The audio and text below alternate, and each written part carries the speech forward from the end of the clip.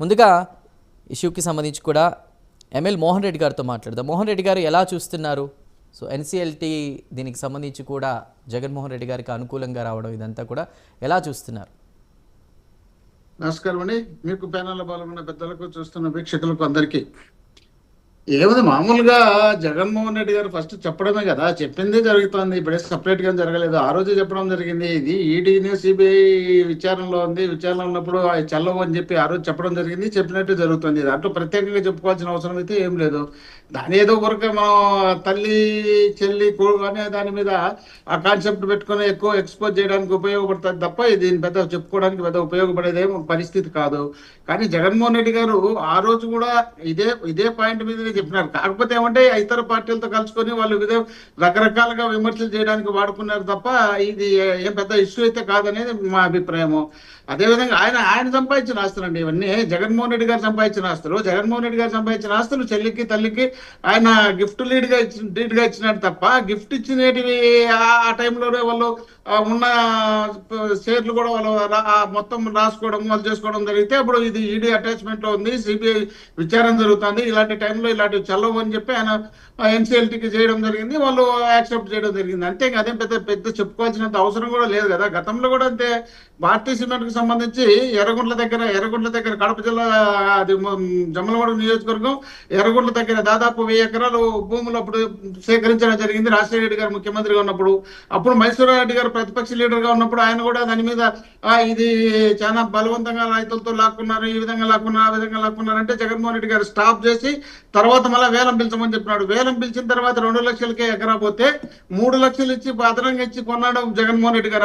ఆ రోజు నుండి ఈ రోజు వరకు ఆయన నిష్పక్షపాతంగా ఎక్కడే కానీ ఎవరికి ఇబ్బంది పెట్టకుండా ఉండాలనే ఉద్దేశంలో భాగంగానే జగన్మోహన్ రెడ్డి గారు చేస్తున్నారు తప్ప ఎవరు వాళ్ళ ఇష్టం వచ్చినట్టు వాళ్ళు వర్ణించుకొని ఆయన విమర్శలు చేయడానికి వాడుకుంటున్నారు తప్ప జగన్మోహన్ రెడ్డి గారు వీలున్నంత వరకు తప్పు చేయాలని, తప్పు చేసే అలవాటు జగన్మోహన్ రెడ్డి గారికి లేదని నాకు తెలిసినంత వరకు బాగా నేను ఫస్ట్ నుండి జగన్మోహన్ రెడ్డి గారిని ఫాలో చూస్తున్నా కాబట్టి నాకు బాగా తెలుసు. అందువల్ల ఈ రాజకీయాలకు వాడుకోవడానికే కదా ఆయన అప్పుడు కూడా ముఖ్యమంత్రి కాకమునుపు రాజకీయాలకు రాకముందు 1,00,000 కోట్ల అవినీతి చేసినాడని ఆ అవినీతికి సంబంధించి అప్పుడు సిబిఐకి కంప్లైంట్ చేయడం, ఆ సిబిఐ వాళ్ళు దాన్ని దాదాపు ఇప్పటికీ ఆ కేసు తెంచకుండా తిప్పుకుంటా ఏదో కొండను దొరికి ఎలకని పట్టినట్టు 1,00,000 కోట్ల నుండి 1,700 కోట్లకు మళ్ళీ 700 కోట్లకు 300 కోట్లకు తీసుకుంటూ వచ్చి అది కూడా వాస్తవం కాదని చెప్పి సిబిఐ లక్ష్మీనారాయణ గారు ఇది రాజకీయంగా వేసినటువంటి కేసు అని చెప్పడం జరిగింది. ఆ విధంగా జగన్మోహన్ రెడ్డి గారిని ఏదో విధంగా ఇబ్బందులకు గురి చేయాలనే ఉద్దేశంలో భాగంగానే ఆయన క్లారిటీగా క్లియర్ గా రాజకీయాలు చేస్తున్నారు కాబట్టి అలాంటి రాజకీయాలు చేసిన ఫర్దర్గా ఇంకా చర్చిద్దాం. అయితే ఒక ప్రశ్న, జగన్మోహన్ రెడ్డి తన షేర్లను తల్లి విజయమ్మకు చెల్లెలకు బదిలీ చేయడం చట్ట విరుద్ధం అని చెప్తూ వాదిస్తున్నారు. అయితే షర్మిల వాదన ఒకసారి చూస్తే కనుక మనం ఈ బదిలీ 2019 MOU ఆధారంగా జరిగింది అని ఆమె చాలా గట్టిగా చెప్తూ ఉన్నారు. అయితే ఈ 2 వాదనలో నిజమేంత? ఆయనేమో 51.01%, 56.01% షేర్స్ అవి ఉన్నాయని జగన్మోహన్ రెడ్డి చెప్తుంటే, లేదు మొత్తం షేర్లు కూడా నాకు సంబంధించి ఉన్నాయని విజయమ్మ లాంటి వాళ్ళు చెప్తున్నారు. అంటే ఈ వాదనలు చూస్తే కనుక అందులో నిజమేంటి? ఎన్సీఎల్టీ జగన్ వాదనను ఎందుకు అంగీకరించిందని మనం అనుకోవచ్చు? ఆయన కష్టపడి సంపాదించినవి, ఆయన తీసుకున్నవి అవి ఆయనకు తెలియకుండా 51% దాదాపు వాళ్ళు రాసుకొని ఇది చెల్లుతుంది, ఇది మాదే కరెక్ట్, మేమే కరెక్ట్ అంటే ఎట్లతుంది. 49% తల్లి చెల్లికి ఇద్దరికి కలిసి ఆ రోజు గిఫ్ట్ లీడీగా ఇచ్చినడం జరిగింది. ఆ తర్వాత ఇది కేసులు జరుగుతున్నాయి. కేసులు జరిగేటప్పుడు కేసుల్లో ఈడీ అటాచ్మెంట్ సిబిఐ ఉన్నప్పుడు ఖచ్చితంగా చెల్లదని చెప్పి ఎన్సీఎల్టీ కూడా చెప్తుంది. అందులో భాగమే ఇది కూడా కదా. మనం ఆ విధంగా వాళ్ళు అనుకోకుండా వాళ్ళ ఇష్టం వచ్చినట్టు వాళ్ళే రాసుకొని వాళ్ళ ఇష్టం వచ్చినట్టు రాజకీయాలకు ఉపయోగించుకొని వాళ్ళ ఇష్టం వచ్చినట్టు ఇతర పార్టీలతో వాళ్ళు సంబంధాలు పెట్టుకొని ఆ పార్టీలో ఏం డైరెక్షన్ ఇచ్చి ఆ డైరెక్షన్ ప్రకారం జగన్మోహన్ రెడ్డి గారి మీదకి వెళ్తూ జగన్మోహన్ రెడ్డి గారిని ఆ ప్రతిపక్షంలో ఉన్న అధికార పక్షంలో ఉన్న జగన్మోహన్ రెడ్డి గారిని టార్గెట్ పెట్టుకొని వెళ్తున్నారంటే వీళ్ళు ఇతర పార్టీల చేతుల్లో ఉన్నారు తప్ప వీళ్ళ పార్టీలలో వీళ్ళ సొంతంగా షర్మిలమ్మ గారు లేరనే దానికి ఇది ఒక నిదర్శనంగా చెప్పుకోవాల్సిన అవసరం ఉంది.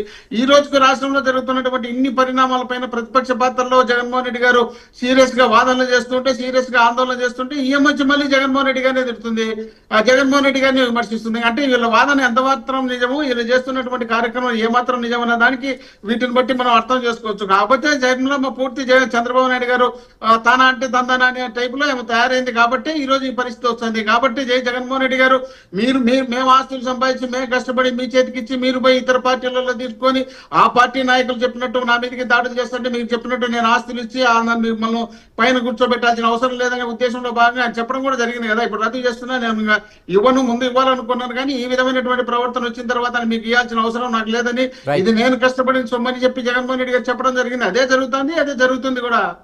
రైట్ రెడ్డి గారు మాట్లాడదాం. సంపత్ రాజు గారు ఉన్నారు. సంపత్ రాజు